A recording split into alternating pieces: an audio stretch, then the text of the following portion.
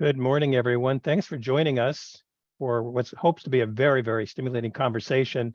I see people are still entering, so we're going to kind of hold for a couple of seconds and then we will begin in earnest. All right, the dinging has kind of quieted down. I want to welcome you again to the Standing Panel on Technology Leadership, where we have a very, very exciting, distinguished panel to share some thoughts on a very interesting contemporary topic. I'm Alan Shark, and I'm the co-chair of the Standing Panel, and I'm joined by our co-chair. We share this together, Teresa Pardo. So I want to welcome you all. Teresa, words of welcome. Yes, let me just add my welcome to Alan. So great to have you all here today to listen, as Alan said, to this really important panel on this very dynamic topic. So I look forward to hearing any thoughts, not only from our panel, but also from the attending participants. So looking forward to engaging. Right. You know, it's about 5 years ago, we did a little, what we thought was a book, maybe a booklet on AI and the future. And of course, if we were to rethink that today, it would be a very, very different publication. But we looked at it through the lens of three things: trustworthy AI. We looked at it from AI in the future workforce needs and requirements, in particular, looking at what's happening in public policy and administration. Are we preparing our students to better understand this, believing that this is more than just something for computer scientists? And then the third area was really in ethics and ethical values. So it was a very, very interesting pamphlet, and we hope to continue that. We believe that NAPA is well positioned to really focus a lot of its attention through all its grand challenges and all that we do at the Academy to also look at AI and the future of government. So with that, I have to acknowledge the fact this becomes a very important day. This is Star Wars Day. So for all the techies, we just want to recognize we are aware of that. The topic today just happens to coincide with that. But the topic is generative AI. Is it time for a timeout? When we look at some of the research, ChatGPT in particular, forget Bard that has just come online. This is an interesting graph on how long it took to reach 1 million users. Netflix, it took 3.5 years, Kickstarter, Airbnb, 2.5 years, but ChatGPT took 5 days. And we're still playing with it and learning new stuff all the time. The other chart that I find interesting is the question was asked, can tech companies be trusted with AI governance? This is all about how we govern, regulate. And look where government is, you know, the highest no or low confidence. So clearly, we do have some work to do. On the other hand, the national universities scored fairly well. So you have an interesting dichotomy between those two. What prompted this particular discussion on generative AI is all the headlines we've been reading. MIT scientists, tech leaders call for a pause in artificial intelligence deployments. Elon Musk calls for pausing AI projects. What does it mean for crypto and all that? Of course, we would later find out, a few weeks later, that Elon Musk also announced that he wanted to form his own AI company and his own generative AI. So it's questionable what was behind his original statement. Then we have another article, pausing AI developments isn't enough. We need to shut it all down. And the godfather of AI quits Google. Response is a lesson for leaders, the future of leadership and balancing creative tensions. And then finally, we're seeing this thing, all the different things that we know are wrong when we ask generative AI some questions. There's also a lot of stuff right.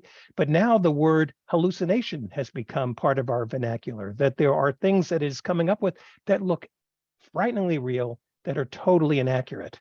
So this is the backdrop for all of this. So we're at a point in time when we are still navigating the relationship between humans and machines. It is that interface that is so critically important. So therefore, generative AI, is it time for a timeout? So we've put together, and thank you for all of our panelists to come together. This is an alphabetical order. we have Rob Atkinson, who I've worked with for many, many years as the president of the Information Technology Innovation Foundation. We have David Bray, Distinguished Fellow of the Stimson Center. Dave and I go back. I knew him when he was the CIO for the Federal Communications Commission and some other projects. We're both on, believe it or not, the Snowflake Black Diamond Group, Small World. Jim Hendler is a member of the Standing Panel on Technology Leadership, an APA fellow. He is a Tetherless World Professor of Computer, Web, and Cognitive Sciences at Rensselaer Polytechnical Institution. And then we have Haran Aman, who's a Senior Policy Analyst, Center for Data Innovation, also at ITIF. So welcome all. So with that, I'm going to stop the screen sharing so everybody can see you live. Again, I want to thank all of you who have joined us for what I believe will be a very stimulating conversation. And we thought we would do this in conversational mode to kind of elicit some fairly candid conversations, and we'll see where this leads us. So the first question obviously must tie to the title. Is it time for a timeout? So I'm going to ask each of you to reflect on your thoughts. Do you believe, and I'm going to say this very carefully, if we could take a timeout for generative AI, and if we did, what would be the time frame? And would a pause even work? And I think most of us have kind of said, there's no way, but we need to take the reasoning behind it seriously. So let's start off with Rob. Rob, each of you have a different lens from which you see things. So I'm going to start with you and stay alphabetical, and after that, we'll go all over the place. Your thoughts, Rob? So thanks a lot, Alan. One of the great things about having letter A as your first name, you get to go first. Sometimes that's good. In high school, it tended to be bad. So yes, I 100% agree that we need a timeout on AI regulation. So in other words, the last thing in the world we need is a timeout on AI. The last thing in the world. Have we ever in American history ever had a timeout on innovation? The answer is of course not. We've never done that because we're not a country of fearful people.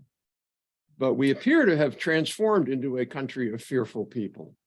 Look, there's just absolutely no reason to have a timeout for AI, but what we actually need, and I'm in all seriousness, just like we had an internet tax moratorium early on in the e-commerce days, we need an internet, we need an AI regulatory moratorium. And that doesn't mean that if you're using AI in something that's already regulated, like automobiles or medical devices, or that you wouldn't be regulated. Of course you would, but you're not regulating AI.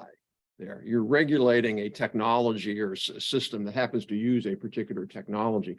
But regulating AI just sort of whenever you're using AI, terrible idea, never should do it.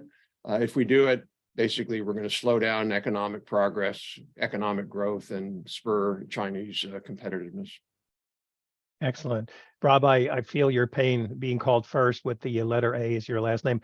I was tall and S, so I was always at the end. And I was able to listen to everybody else's comment before being called upon. So there are advantages to both. For you, you get it over with. For me, I could buy some time. All right, with that, David, your thoughts? Yes. Halt. Well, and I'm one of those people that likes to add harmony or melody based on what people have provided. So recognizing we've only gotten one set of themes from Rob, I'll build on it and say, if you look back in 1899, the nations of Europe said chemical munitions, bad thing. Let's all get together and ban it. And so they banned it. And then a year later, they were all covertly pursuing chemical munition research, such that when World War I actually broke out, both the Allied and Central Powers used this against them. I would submit that at the moment, countries like China and Russia would love for us to take a pause because they're not going to pause. And that's going to hurt us in terms of actually both our economy, but also just our general safety and global security posture. Let's fast forward to the radio. In the mid-1920s, people said, this is going to be the best thing. It's going to bring together people across nations. It's going to have understanding. Radio is going to be a powerful uniting force across nations. Then by the early 1930s, this is the most potent political weapon ever. It's going to allow propaganda to be spread through the radio waves, and it's going to polarize nations, and it's going to allow disinformation to be spread through the radio. And then eventually we actually got to pragmatism. And I would submit that what we are seeing is very similar to this period of both high optimism, almost hype, followed by over pessimistic, and then finally cooler heads prevail. And with radio, it was actually fairly simple. Required licenses for the radio regime and actually have amateur radio. Ham radio was a fairly, well thought through approach that allowed both freedom to actually use the technology if you were licensed, but also allowed identification of who's broadcasting if someone asks who your call sign is, because part of the concern in the late 1930s was, of course, that there were possibly Nazi soldiers or spies in the United States broadcasting about our troop preparations and possible troop movements. And so I think we're probably going to see something similar where right now we may be at the overly pessimistic phase, and then pragmatism will prevail. Let's fast forward now to the 1970s, where there was this dangerous technology called recombinant DNA. And people are like, oh no, think of all the horrors you can do with recombinant DNA. It went through the same period of both optimism and then pessimism. And then finally, pragmatism prevailed, where actually there was a large public set of hearings as to what we could do with recombinant DNA. How could we avoid sort of the downsides of it? And I would submit almost 50 years later, we're not seeing horror stories at the moment about recombinant DNA doing all these bad things. So we've been here before, we're here again. I would submit, sort of echoing what Rob said, pause is not the answer. The only way through this is to do it. And so what we actually need to do is, if anything, put the pedal to the metal more on the side of actually public service, not just the private sector, needs to start doing pilots and engagements with the public. At the local level, state level, at the federal level, we will learn by doing. And part of what we have to get people comfortable with is how can we do things in an operational context, maybe not by a government agency, maybe it is by a university, since that seems to have high trust. Maybe it's with nonprofits, since that seems to have high trust. And that's also teaching DC to shift from admiring issues and writing about them to actually having operational nonprofits or universities that can actually test this and seeing if we can then actually do things where we show to the public both education about what AI can and cannot do, as well as how can it actually benefit. The last thing I'll say real quick, I think we're looking at the wrong place. AI is only as good as the data used to train it. And for all our talks about AI ethics and AI concerns and everything like that, we seem to be glossing over the fact that we haven't actually had a deeper conversation about, do you have choice, do you have consent about how your data is used to train the machine and how that data can be brought together in a way that is actually equitable to you. Excellent. Of course, use the word we. I want to come back to who is we at the later in this conversation. I want to turn to Jim. Jim has been probably the dean of this panel. He has been dealing with this issue. I was going to jokingly say before I was born. That's not true. But you have been dealing with this for a very, very long time. And so I'm interested in your comments here. So Alan, just to prove my geek nature, whoops, can't really see it with the background, but I have brought my BB-8 for May the 4th day. Okay. I think I'm going to start by disagreeing with Rob because it's no fun if the whole panel agrees. I do agree with David and Rob completely that there's no such thing as a timeout, even if we wanted to. I mean, I don't know how you'd even create one. Just tell everyone in AI, I'm sorry, you're not allowed to do it, and you'll be arrested if you use AI. Well, you know, people forget your cell phone is full of AI, your Amazon is full of AI, your Google is full of it. I mean, you know, a moratorium on AI and even on AI development just isn't even a well-defined thought. But I'm going to disagree a little bit about the regulation. And really the analogy that I'd like to use is look at the issues we're having with social media right now. Okay, so in 1999, actually, I guess it was 97, we were having these same exact discussions in the early days of the internet about whether we should be putting some regulation on these new and growing, quote, social network things, right? This WWW thing, as David Letterman used to joke, okay? And to inspire innovation, the Communications Decency Act, CDA, had a line 230, section 230, line A, which basically says, roughly, we won't regulate social media.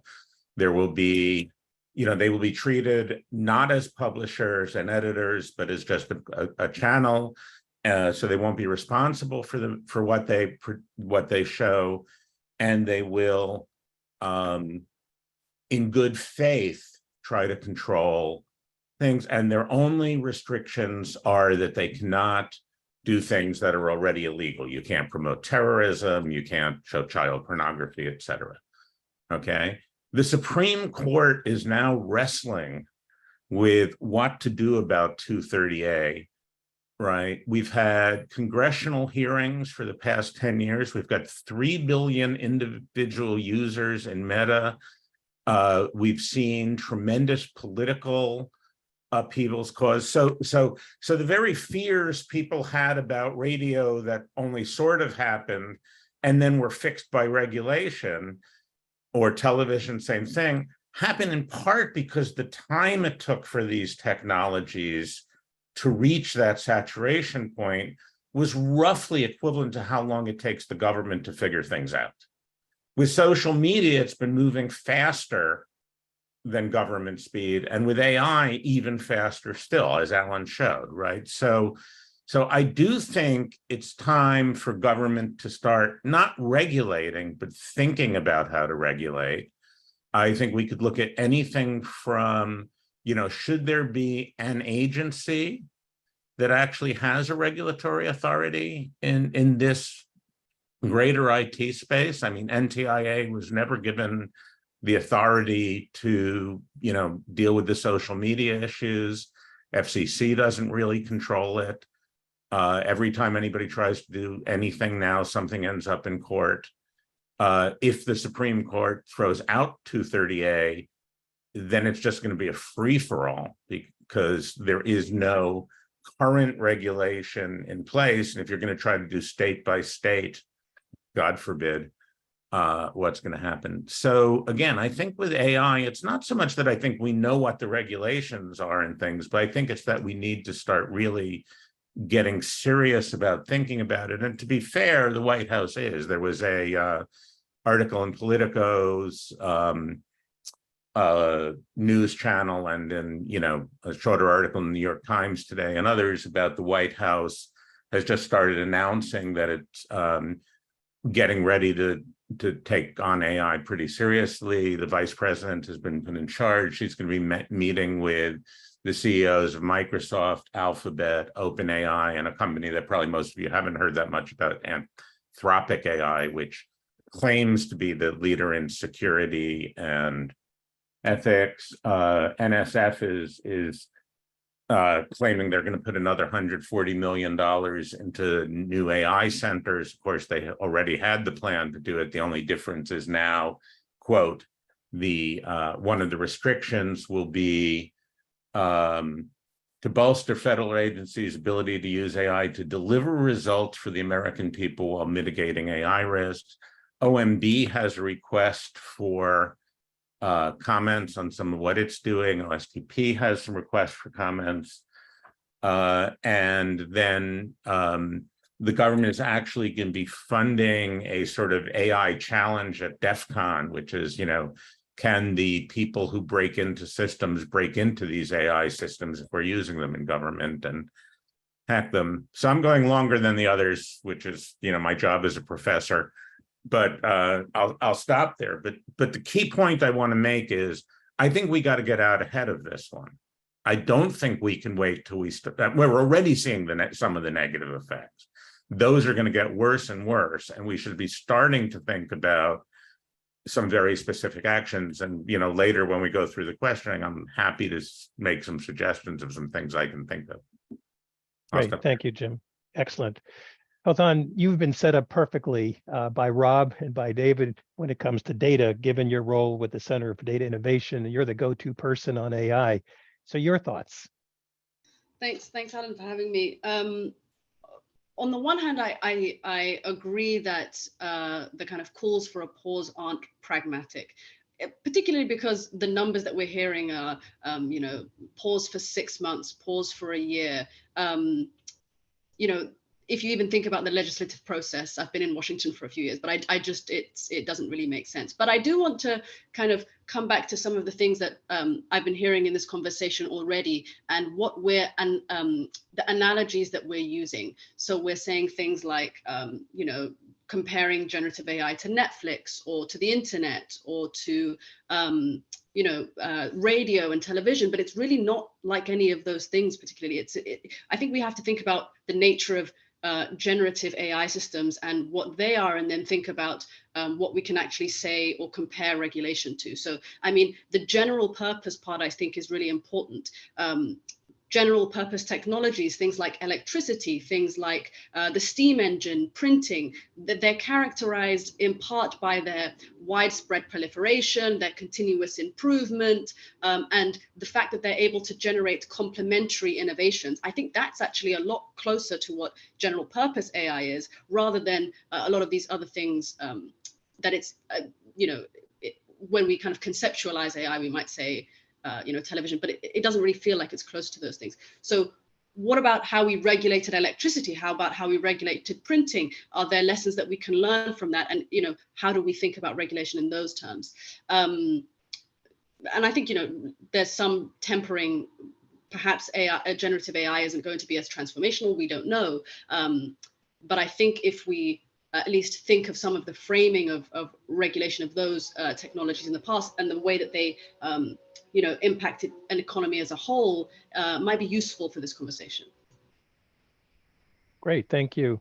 So wearing my professor hat, this has been a major topic in all the faculty meetings I've been to in terms of, is this good or bad for teaching? To what extent will students rely too heavily on this?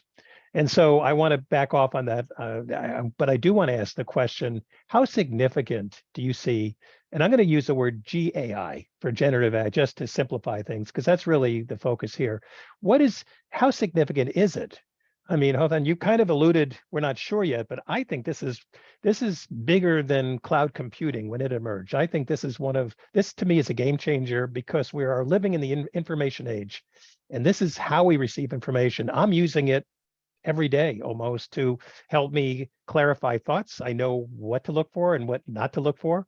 I know its inaccuracies. I know about its hallucinatory bent that I've witnessed, we all have.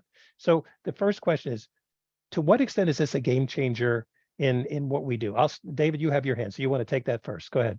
Yes, so sort of both answering your question and building what some of the other panelists said, I would say it has been and will continue to be a game changer. I think what we are calling right now generative AI has been called other things by researchers in the past, and we are, just like all things, relabeling what this is. I mean, these models have existed in the insurance space, they have existed in the defense space, and have been called other things. This is actually the third wave of AI.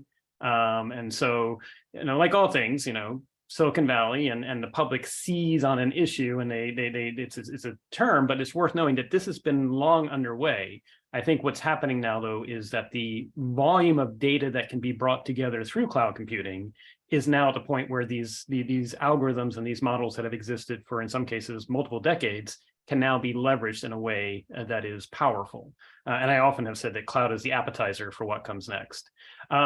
So yes, this will be transformational. I don't think it's like electricity, in that electricity does not sway people's opinions and minds. And I also don't necessarily think it's like electricity or things like that, in the sense that electricity doesn't propagate itself, and it cannot self-replicate itself. And so I think we have to be aware of, again, there's probably nothing that's probably in our past that can be applied directly to it. I do think, though, we can recognize that historically, it's taken us about 10 to 25 years, and you can look at the research, to figure out the good, the bad, and the ugly of any new technology. And again, imperfect example, but the Brits in World War I thought that, submarines were unlawful, unethical forms of combat because they were underneath the water. You surely have to fight above the water. And so they didn't pursue submarines. The Germans did. We know exactly what happened in World War II. At the same time, the British at the time in World War I pursued Q-boats, which were commercial boats, or look like commercial boats that were military boats, and later decided they weren't ethical. And so we need to recognize that there's regulation, there's ethics, and ethics are fluid. And oftentimes the public has to go through a process of learning, much like with social media, as to the good, the bad, and the ugly associated with any new technology development. So I think what I would just say, one last point on what you were saying, Alan, if you show the speed at which this has been adopted, that breaks our current model of deliberative representative form of government in which there's disagreements, there's haggling, and we eventually settle on something. We don't have that luxury. At the same time, autocracies and other forms of government, there's some conversation in the side chat, they're racing ahead. You know, China has figured out its plan for AI. We may disagree with it. It's very centralized. It's not very empowering, but they already have their plan. EU at the same time, partly because their regulatory regime is tightly coupled to their trade and commerce regimes, has a plan. Whether or not it'll be implementable, we'll see. We know there's over 5,000 violations of GDPR a day, and they're not pursuing that. The US is laissez-faire, I don't think is the answer, but at the same time, I'm not saying we either do the European or definitely not the Chinese model. I think we have to learn by doing at speed and get comfortable with that. Yeah, the speed is a big issue here, I think. Rob, is this a game changer from a technology point of view? Well, look, I'm much more with Hadan on this. You know, the knowledge class tends to interpret the world through its daily experience, and the knowledge class, meaning pretty much everybody on here, you know, we're the ones pontificating about this. Most of Americans are not in the knowledge class. They don't spend their days producing or even consuming knowledge. They spend their days producing things and services and all. And I think that's one of the biggest errors we're making with AI. We're really focusing it on, oh my God, I'm going to read some ChatGPT developed news story and it's going to make me crazy. That's a very small portion of what this technology, if that's all this technology is about, which, you know, look, my son's getting married in a week and I've used ChatGPT to write a fantastic dinner toast. It's unbelievable. This speech is going to make people cry. It's so good. Save me all this time. Okay, you know, big deal. So I don't know yet. I don't think we know yet. What I think to be, and I agree with Hadan, that this, to be important technology, you have to be a GPT. That's it. There are no important technologies that aren't GPTs, really, at the end of the day. They're in a class by themselves. And to be a GPT, you have to impact more than sort of knowledge production and diffusion. Secondly, I want to go back to James's point because it was a critical one. 230 was a mistake, essentially, James said. We didn't regulate it. We got into this sort of free thing. Imagine if we didn't have 230. There are other countries that didn't have 230. They didn't develop the major companies that we developed. We developed these companies because we had 230. Now, if you want to get rid of 230, you have to say, well, what's the alternative? The alternative is basically, if you're liberal, it's like, God darn it, now I can get these companies to take down that terrible conservative speech, which I hate. Those conservatives should not have any right to be out there. We all know that. And if you're conservative, you're like, oh, we get take down 230 so that they can't take us down.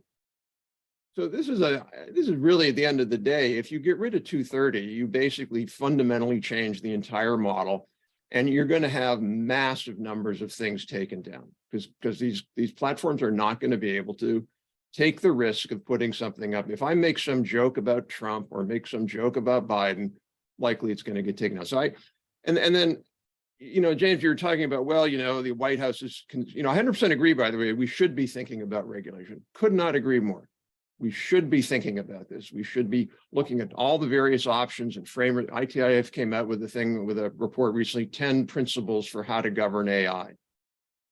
As far as I can tell, nobody's done that. Nobody's come up with principles. So we need to really have deep and serious discussions about that. Couldn't agree more. But that's not what the White House is doing. That's not what FTC is doing. I was up at a Canadian Internet Society conference up in Canada recently, and they had a whole white paper or green paper or whatever it is on why we need to regulate AI. And the examples of the harms they gave, all three of them were wrong. They had conflated facial analysis with facial recognition. They had blamed a company for using an AI algorithm that was discriminatory for hiring, even though the company never deployed it. They tested it and said, oh my gosh, this one's no good. So my point is, you know, when you have governments that don't fundamentally understand simple things like the difference between facial recognition and facial analysis, it tells me that we're rushing ahead on that. So I worry that we're going to, I know that the Europeans are going to screw this up. I know that. I don't have any, I'll bet anybody any amount of money, they're going to have slower AI development and adoption.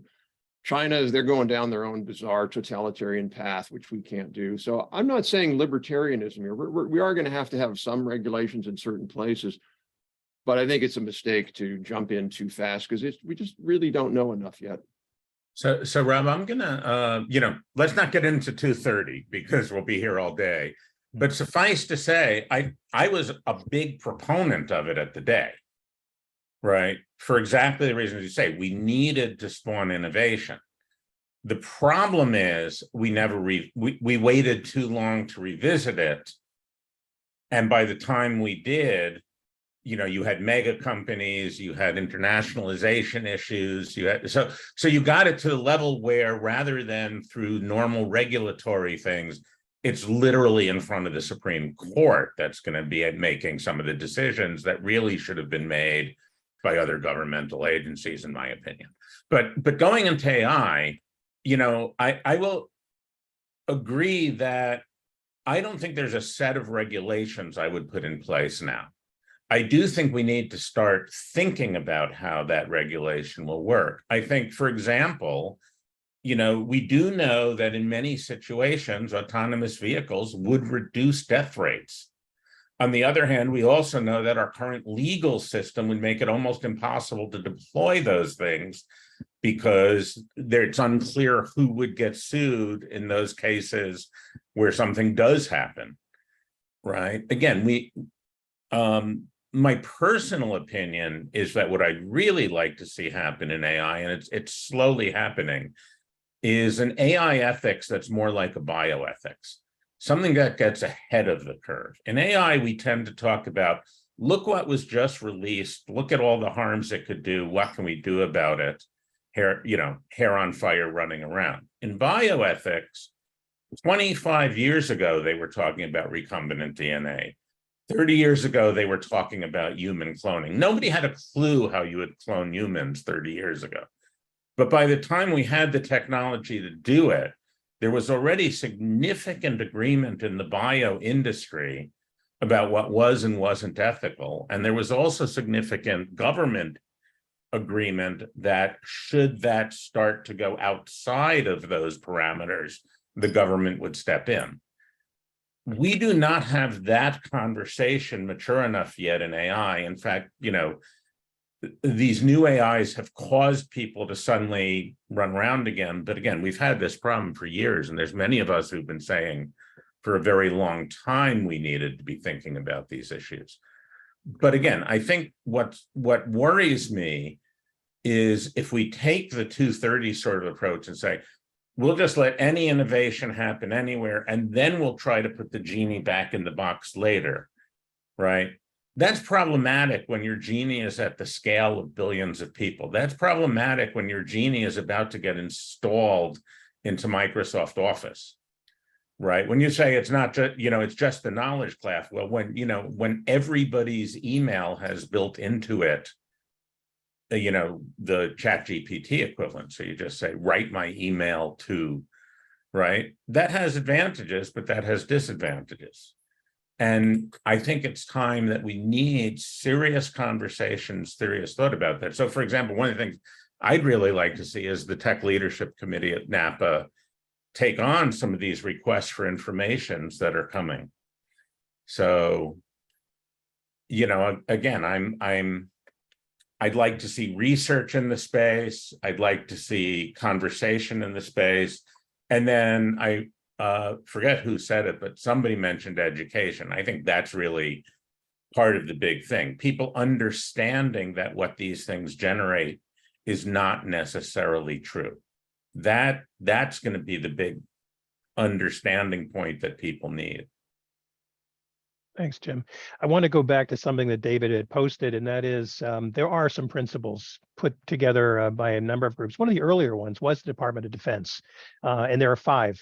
And what fascinates me is number 5, and that is the ability to pull the plug, which I think is very cool. If anybody remembers, the book was 20, 30 years ago, Failsafe, where we had an errant bomber going over to Russia to bomb, and we tried to call it back, and there was no way. So the idea then, which is today, is how do we stop something from happening? I want to switch gears a Hey, little Alan, bit. can I just say, by the way, Yes. those principles, and there's like 500,000 million principles Yeah. or groups that have done it. Absolutely. What I was talking about were policy principles, Mhm. and that's very different. I'm glad you clarified. I thought you meant that. That's good. So when we talk about we can sit here as outsiders on the NAPA panel and those interested and from all the foundations and groups that are here. But when I hear the head of the AI groups at Google, at Microsoft, calling for some kind of regulation, if not self-regulation, I get a little bit worried that, I can see government stepping back, and this discussion kind of points out why, because we don't want to harm something that is growing and could have great benefits for all of us. And I'm already seeing that. But let's go back to we. Are there some principles and guidelines for the companies themselves? Because they seem to be a little worried. So I just want to ask that question too. David, you're nodding your head. Is that a yes or? Well, I was gonna answer the we to be actually we the people, because I don't want to take us off track where I think some of these calls are calls for a moat, but given that Musk signed the letter and then Musk is clearly, it's like, sure, there's no AI in SpaceX, there's no AI in Tesla. I'm confused here now, but Yeah. regardless, I think I'm not going to name the name of the government agency. Let's just say they're involved in health. But last week, they had asked me to talk about what they should be thinking about in terms of the era of health communications in an era of AI, chatbots, and more. And basically, I mean, the takeaway is, and so I appreciate the regulation discussion. I'm now actually going to shift to the executive branch, just actually doing the business of the executive branch, because I think we are in an era in which this rapid adoption is making it hard to do the business of the executive branch in a nonpartisan fashion. And so this government agency that does health communications was asking, we're still making the shift from websites to apps. And now here come chatbots, here come AI, that we already have disinformation. What should we be thinking about in terms of an era in which a chatbot could give you actually valid health information, give you only selective health information, or even just hallucinate and give you something that is true when in fact it's not? And so, I appreciate the conversation about regulation, but I think we've got a bigger problem, which is the speed at which this is being adopted is challenging for open societies that do have checks and balances, that do actually believe in nonpartisan civil service to actually operate. And so my takeaways to them was, I said, like, you can't wait this out. It's already moving forward at speed. I guarantee you people are going to be rolling out chatbots and generative AI that will answer your health questions. What it's actually trained on, if it's valid data, is unclear. And so if anything, you've got to make your data available from your websites to inform these chatbots. And I wouldn't do a government chatbot any more than I would say, let's launch a government search engine. But I would say you've got to work with industry and you've got to work with nonprofits to have the equivalent of places people can go to talk to a generative AI about these issues with some authoritative information being traced back to different research papers, and in this case, health information. Now, here's the challenge. Most researchers, as a result of the political environment, only want to talk about facts. They don't want to weigh into anything other than facts. But what human psychology has shown, and what we have seen with COVID and other events like that, is more facts do not convince people. The research is increasingly that you actually have to have an individualized subjective experience that conveys the facts to help sway people. So in this case, if the human looks like you, or the chatbot looks like you, or looks like it's part of your tribe, you're more likely to listen to the health information. And so what I really think is interesting here, and what is the big challenge for we, the people being the United States, is our founders assumed they wanted human ambition to counter human ambition. That was Federalist Papers number 51. We have made the mistake of launching AIs that are attempting to be human, when in fact, the way these AIs think is completely alien, but we're trying to make them look like humans. That's going to challenge us as an open society with checks and balances a whole lot more than authoritarian or single party regimes. In some respects, Singapore has a lot easier. And so we've got to wrestle this only, if anything, because it's not a regulation question, it's a how do we continue to exist as a pluralistic society? And I don't want to take us too off track, but I often ask people, raise your hand if you know more people in your local neighborhood than you do online. All right, so we've already taken away locality. Raise your hand if on a daily basis you selectively seek out articles that challenge your beliefs. All right, so we have echo chambers. I appreciate, and we're a non-random group here. And as Rob pointed out, we are a selective group that is not representative of the whole. I just worry that what we really need to be thinking about is not regulation per se, but just how do we do the business of the executive branch? And I'll end on one final note.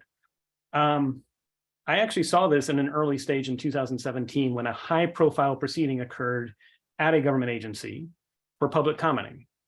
At the time, I had gone and actually warned the leadership and asked general counsel, can I do a CAPTCHA, a test for bots? And they said no, because technically if someone is both visually impaired and hearing impaired, CAPTCHA might interfere with their ability to file comment, so you can't use CAPTCHA, you can't test for bots. I said, okay, can I block spam? Spam defined as someone filing a comment every second, probably not a human. They said, nope, you can't do that either because maybe in that comment is actually something that is valid or is actually a human. So I couldn't block for spam, I couldn't do CAPTCHA. And sure enough, in the first 10 days of that public proceeding, we received more comments than that government agency had ever received in 120 days. And so people ask, well, what's your evidence that this is bot generated content? I'm like, it's the volume. It's the fact that people are submitting comments supposedly at 5 a.m., 6 a.m. Eastern, which most people are asleep. And again, the fact that they're doing it every second, probably not a human. They're not really that avid. I didn't need much more evidence than that. And that's when a good friend, Vint Cerf, and I had been talking, because I was asked by the leadership, is this a denial of service? And I said, well, not at the network layer, but it is tying up the application itself. So yes, it's a denial of service of the application layer. Unbeknownst to me, by saying that, it actually elevated both political parties who were involved in the public commenting process to get concerned. Because it turned out, eventually we got 23 million comments, 10 times we ever received. This was in 2017. 18 million was concluded by the New York Attorney General as being bot generated. So a majority of the 18 million of the 23 million comments were bot generated. 9 million came from one side of the political aisle that hired 6 companies. 9 million came from teenagers that were recruited by the other political aisle. So it was split 50-50. But this is why this matters, is not necessarily about regulation and industry and innovation. This matters because this is how we actually exist as a civil government, as a civil society. And this technology has already been used in 2017 and 2018, be it with rudimentary bots. It's only going to get harder. And so I think this actually gets existential to how do we do the business of government? Good point. You know, you talk about health as an example. I'm also thinking about the elections coming up in 2024. I mean, there's already a lot of talk and experimentation with targeted messages using ChatGPT and being able to manipulate people even more that may make what happened in 2016 look like it never happened based on this. Yeah, so I think we have an obligation to the people, and we the people to engage the people and figure out a better way to just continue to exist as a civil society. And it's a toughie. I look at the other example, which is when we talk about We the People, let's go back to We the People website. A grand experiment that basically was to kind of mimic the way things were done in the old days, even before electricity, where you'd petition the government, if you got so many votes, somebody would have to act on it. And We the People was an incredible experiment in democracy where, you would be able to file a grievance or for some action of the government. And if it reached a certain threshold, the government was forced to say something and or act. There are 3 examples, and you'll find it's no longer online. The first one was, believe it or not, was to legalize marijuana. Now, this goes back many years, and people said, how could that be the first thing? And the answer is, when you get someone like Howard Stern kind of stirring up the mix and getting everybody to act as one, that was the outcome. And so they raised the threshold. And what was the second one? That one was to deport Justin Bieber back to Canada. There was some backlash. I mean, again, nonsensical. So in today's world where we rely so much Alan, on the third social networks, one was SOPA, which actually turned out to be a major impact and probably the best use ever of We the People. So I'm just going to stop. Okay.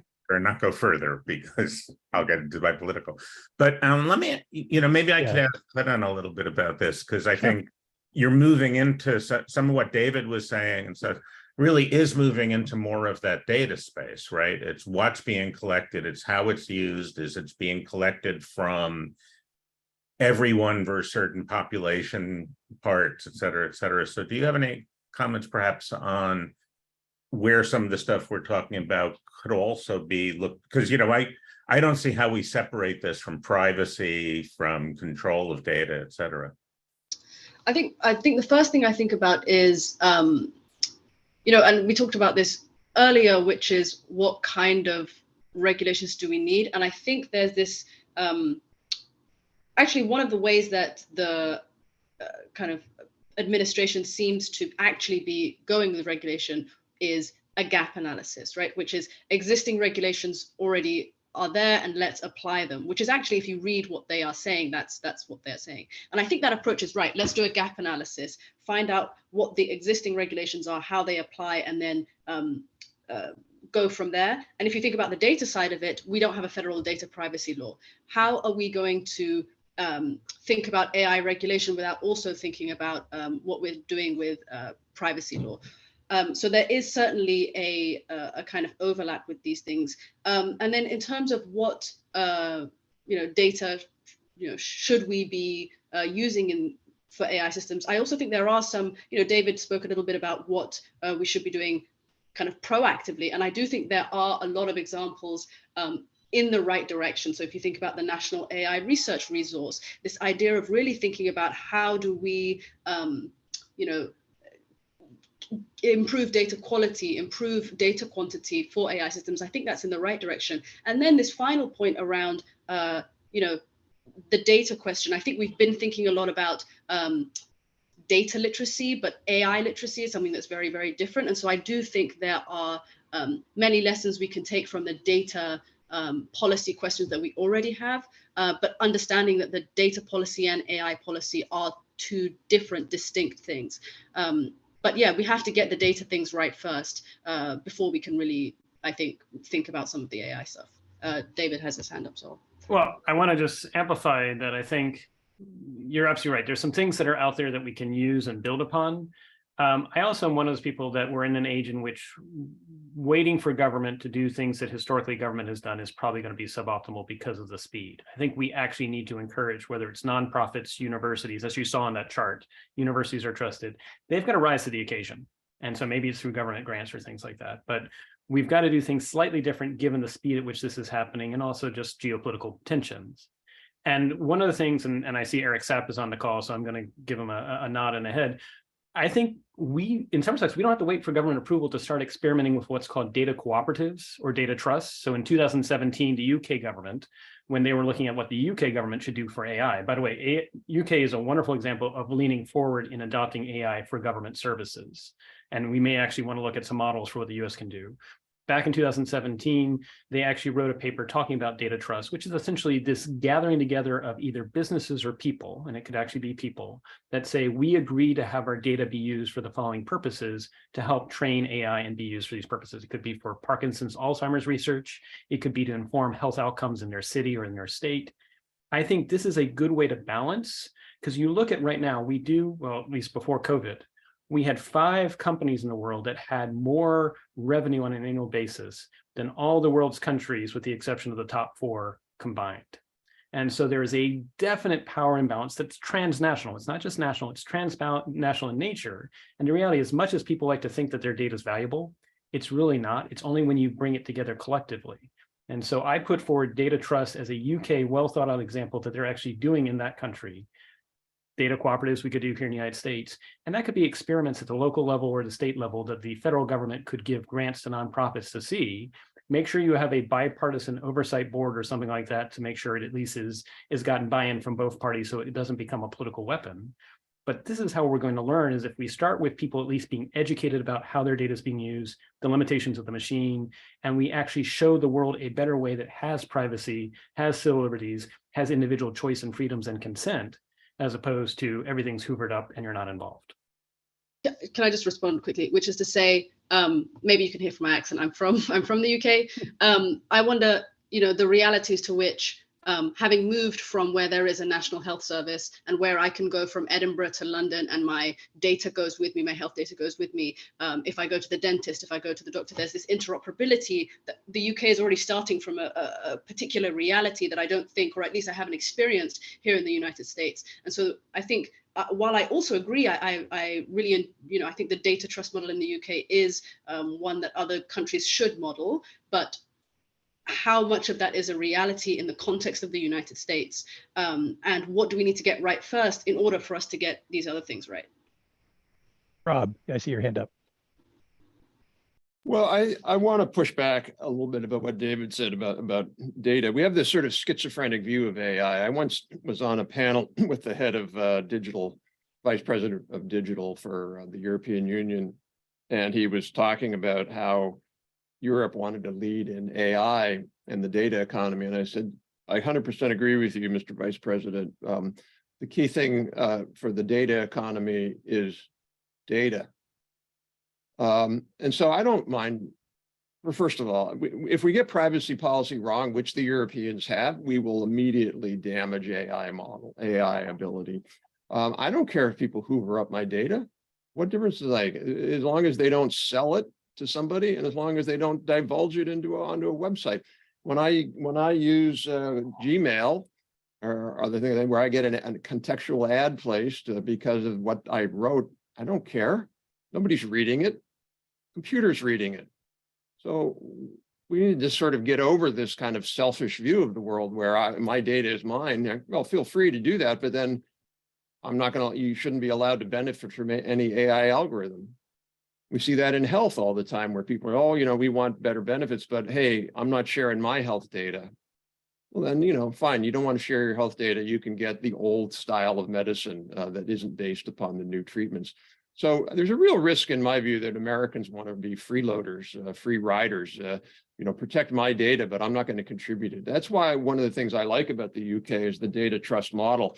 Is you can put a lot of data in these models, and then the model is that people who use that data have to use it responsibly. They can't publicize, that I went to the doctor for something or like that. So I really worry that Americans are turning into this thing where we're just not going to be able to have data being collected. And you see that now with the FCC or the FTC's proposal, essentially to limit targeted advertising now to kids, teenagers. Like, why would we do that? You want to have fewer apps for teenagers to use? So I think we're on the risk of getting that one pretty wrong.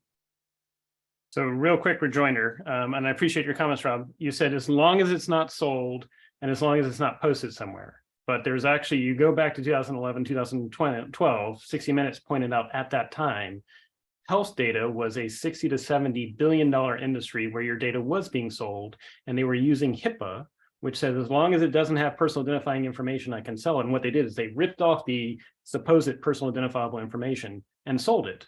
But the trouble is, as we know, and what this AI permits is re-identification is really easy. No, it's not. No, wait, Rob, I'll share in a minute. It's not, David. It's not. It is. And we can talk about it later, but let me give you an example. So my wife went to her doctor a year ago, and she said, the doctor asked, why are you on this medication? And she said, what medication?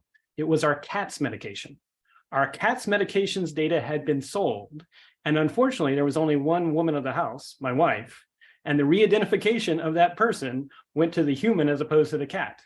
So these are the problems. There's plenty of other examples online, and I'm sure Jim can chime in as well. Let me be clear. I don't mind anybody selling my data as long as it's de-identified.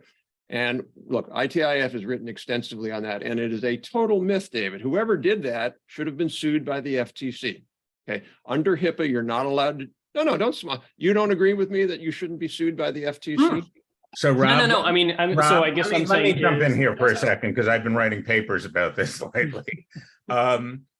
Here's the thing: if I go to my doctor and ask for advice, I don't know, let's say on weight loss, right?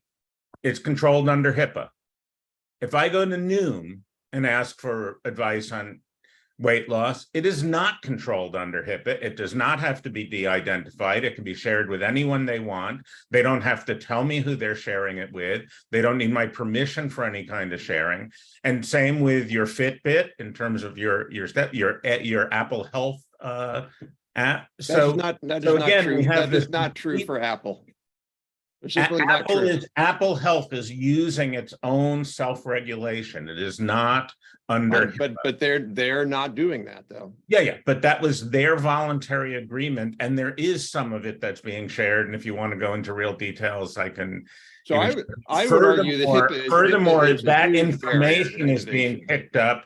That information is being picked up by apps that aren't even health apps. So, for example, your geolocation data from Pokemon Go is feeding into that same data bank that's letting people put it together. So I teach a course on data and society. I'm teaching seniors in computer science and grad students in computer science some of these privacy issues. They are stunned when they discover just how easy it is and how much of this information can be identified. Your browser, all of the public information in your browser, you can block every ad, you can block everything you want, right? You can be fingerprinted down to within literally, there's an EFF app you can try. I have every browser protector I know, and it uniquely identified me out of 500,000 people who had used it in the past 6 months. Right. So again, these problems are far bigger and far more scoping than we tend to talk about. Now we've moved away from the AI part, but now let's bring it back, because remember that AI stuff is being trained on stacks of this data coming from all sorts of different places. And then in many of these cases, that data has standard data biases. They have things like that. I've been doing a lot of work with someone on gender and chatbots for a number of years now. One of the issues you have with something like ChatGPT is now most of these bots are being based on that, meaning that they've lost a lot of the ability for personalization. And we were trying to do things like break stereotypes, right? Exactly the stuff David was talking about, right? Somebody wants their online doctor to sort of resemble them. Well, guess what? Right now, almost all online doctors are white males. Right. When was this the is last why, time you heard James, an this is why I don't African-American think we voice can in really a- have, in I an think- app? let me, you've been talking for a long time. Let me say something. This is why I don't believe we can really have good discussions about AI policy, because both of you have just conflated about 7 different issues that are each important, and you've sort of thrown them on the table as if, aha, there are these huge problems. I don't have time to go through each one of those and why I don't agree with you. The key point is, number one, using personalized data in an AI algorithm is not a privacy threat in and of itself. It only becomes a privacy threat if somebody takes that personalized information out of the algorithm and does something with it. Secondly, the medical things you're talking about, most medical things are covered by HIPAA. We can have a good discussion about whether certain apps should or shouldn't be covered, but most medical things are covered by HIPAA. And the problem with HIPAA is that it basically means we as a country will have much less health data in the pool to be able to do analytics with AI. And we don't talk about that because we don't talk about, whenever we talk about privacy of the US, it's always from an individualist perspective. What's good for the individual, as if that somehow conflates to what's good for the society. I want to have conversations about data that are based upon what's good for society. And we don't do that. What's good for society is basically reforming HIPAA, so a lot more data go into that. And then David, to your point, whoever that company is who did that, they should be sued. They can be sued under HIPAA law. Somebody's violated HIPAA law. They should be sued and they should be prosecuted. So to somehow say that some people are going to break the law and therefore we shouldn't have regulation. We have laws against murder, and people still murder people. So you're not going to stop abuse with regulation, but what you can do is make that regulation the norm so that people don't, by and large, there is much less of that problem. So yeah, you can always find out individual cases where somebody's violated the law, but you can't use that to say somehow that this system's not working. Actually, Rob, I would say they probably didn't break the law because they did remove the personal identifiable information. It's that the law itself has not reconciled with the fact that re-identification is possible. So, and again, I'm not necessarily saying we rush to regulation. I'm saying we've got to figure out better ways. I'm No, with you no, 100% to your for the point, good of David, society. re-identification Rob, is I'm with you for illegal 100% for under the good of HIPAA. society in that I was leading with data cooperatives, so not individuals, data cooperatives, because of the mass imbalance of the size of these very large companies and cooperatives. I mean, I think, Holden, you said it great. UK does have universal healthcare. I'm not saying we should do universal healthcare one way or the other, but right now, people's health data is being used to generate, and this is a 60-minute article I just posted from 2014 about the data brokers selling your information, where they take it between 60 and $70 billion is the industry's revenue from that, none of which is going back to the collective that generated it. And so if we're going to have a system in which your health data is being used to inform algorithms to help inform future cures for whatever, there should be a way that the collective and society should have a benefit. Now let's also pivot from privacy, because I think we could go down a rabbit hole. I recognize it's partisan, but let's also talk about trade secrets and intellectual property. Samsung discovered when they were actually talking to ChatGPT that unfortunately the conversations they were having with ChatGPT were not privileged and their trade secrets got out. And so this is also an issue, is how do you actually have protections for trade secrets and intellectual property, given that these platforms will be cloud-centric to begin with?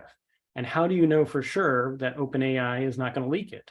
What's also the cybersecurity concerns? We already know with ChatGPT, there have been security leaks, there have been billing information leaks. And so again, I'm not necessarily saying we rush to regulation, but again, I think we've got to think about, like you were saying, the good of society, trade secrets, intellectual property, privacy, and then let's also think about artists who have had their art used to teach the machine that may put artists out of work, that may put authors out of work. And I would submit we have a model of this in the music industry, whereas if you resample to the point where it's representative of an original artist's work, you're owed a royalty.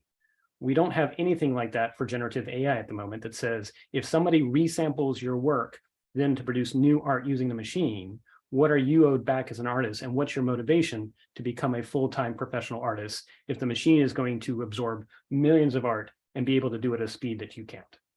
You know, it'd be a great idea to put a list of challenges together.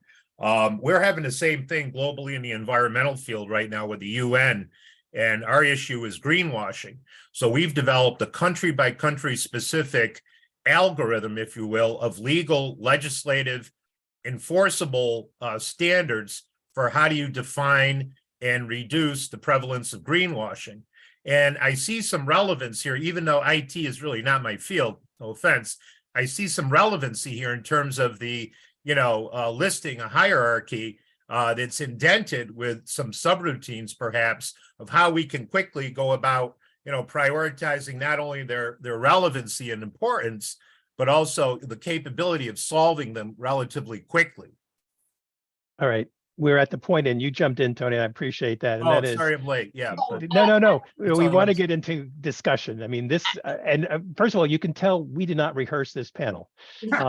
This is a great opportunity to bring out the issues, to discuss it. I guarantee you we want to do more of these things. I think we could meet monthly and just talk about this as a group and kind of see where we are, because there's some very good thoughts that are being expressed here.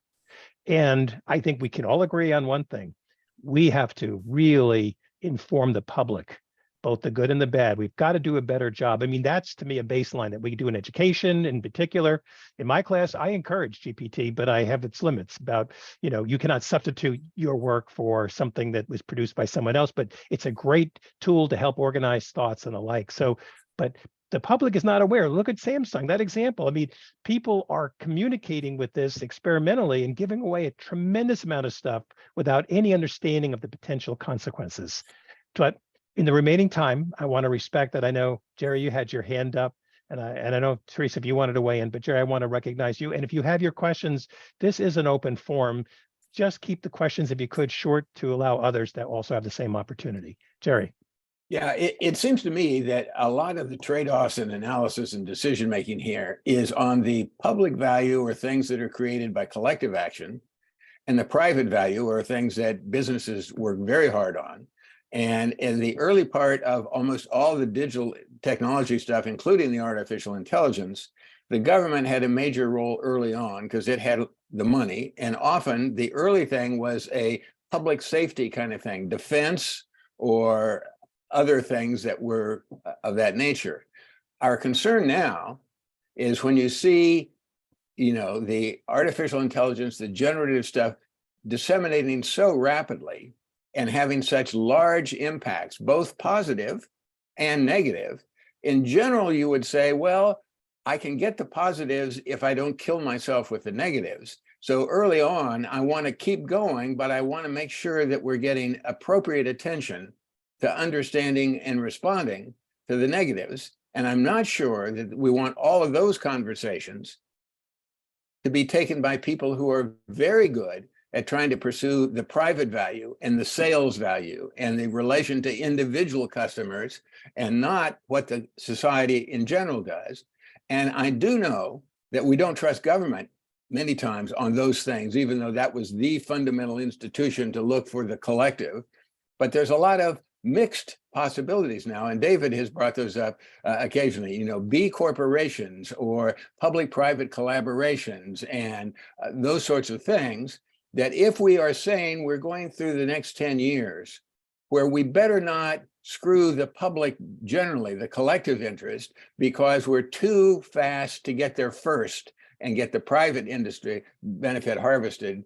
So I see this not as a stop artificial intelligence, not even as a slow down. We need to pick it up, but we do need to make sure that we're addressing the right issues, which early on I think are very much safety issues, and putting the people on, giving the people making those decisions, access to the kind of data and research and other things that are involved. So that was my big deal. It's sort of a mixed public-private balance that we need to have good decisions. And I don't think we've got that balance now. It'll be hard to get there, but we won't get there if we don't put that pretty much right front and center as to what we're trying to get balanced.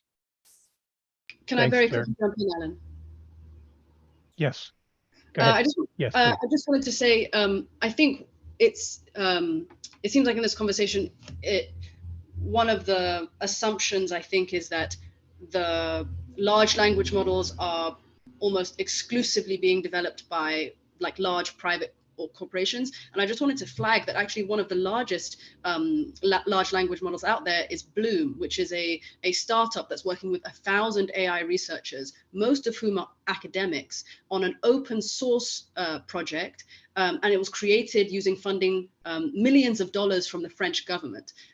This is not a some large private organization, and if anything, regulation or overly stringent regulation might stop this kind of project that it seems like we would want to actually see, in part because if you have regulation that's overly stringent, that clamps down on open source projects in the way that one of the earlier versions of the EU's AI Act did, the kind of thing that you're saying that we want to see, we're not going to see. And so it's not impossible that we can do, share the kind of fruits and the creations of the types of systems we want to see. If anything, you just have to make sure that there is the ability and the space for that to happen.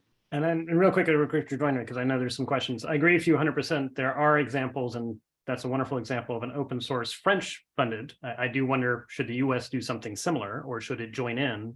But I also would point out how open source models have been used, in this case by Stanford and then by Berkeley, where they take the okay open source model and they literally ask ChatGPT, what are the prompts that I can provide to my open source model to make it as good as you? And of course, for $600 in terms of cloud transaction fees, ChatGPT was more than happy to do that.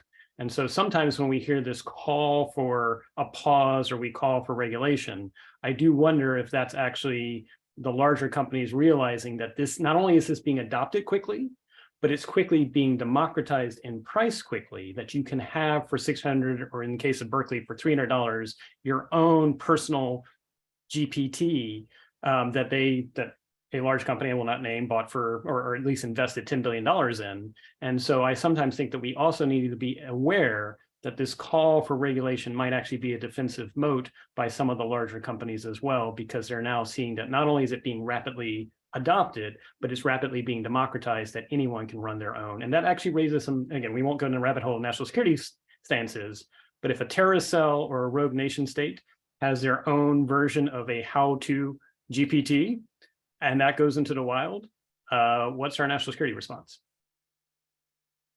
be further discussed. Timothy, you have your hand up. Yes, thank you. I had just three this has been wonderful. I want to thank all the panelists, and I think we need a government regulation that all panels should be non-rehearsed so that we get this. Yay. Yay. exchange. A couple of examples. Jim talked about the early days of the internet. I'll go back to the earlier days in 1996 when they hadn't even built it yet. The NSF put out a call for proposals for who was going to run it. And there were two finalists. One was NISANet, one was Merit in Michigan. And University of Michigan had quite a few rotators at NSF at the time. And so they won it. Merit won it, not necessarily on the merit. And NISANet, which I was part of, I think sort of an incensed reaction. All right, we're going to build an independent network. And that was actually more important than the protocol itself. DARPA had invented this wonderful packetized protocol, but the fact that Elon Musk can use Starlink to get information out of Ukraine is because we're a network of networks. That idea came out of sort of the tussle between how do we regulate this. Second one is the government deregulated power industry a number of years ago, separating the profit-making part with the cost part. And that's problematic now just for the grid already, but also as we're turning to the grid more to try to become greener. And the final, I love the example of the radio.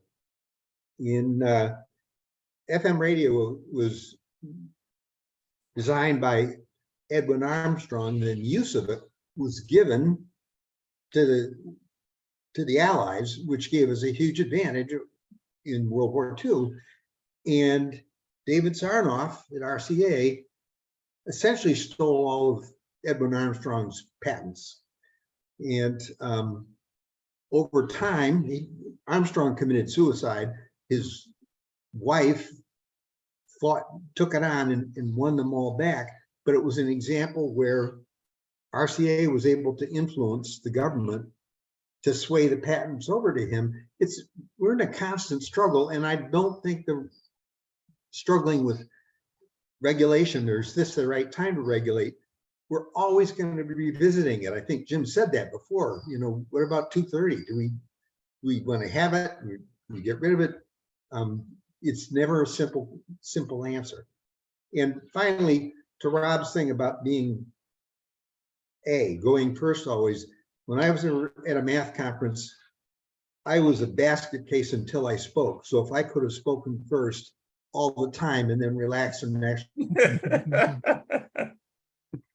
Appreciate that. We're out of time, everyone. We're going to make this recording available. Some of you have asked for a transcript. This has been the most interesting chat. It's hard to try to mediate here and also read everything, but we will share the chat with you because I think there's a lot of good information here.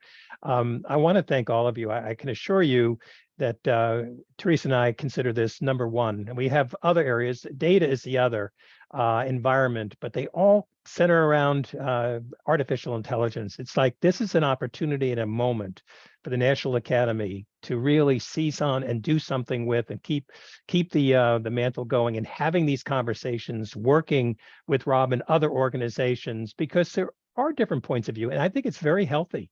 I think we can all agree that there's no way to halt where we are. The train is going 1 billion miles a minute. That's how fast.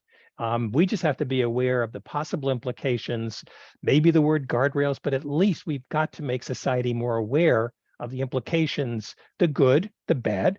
We can start with academia by informing our students, informing our faculty. How do we get this into the curriculum?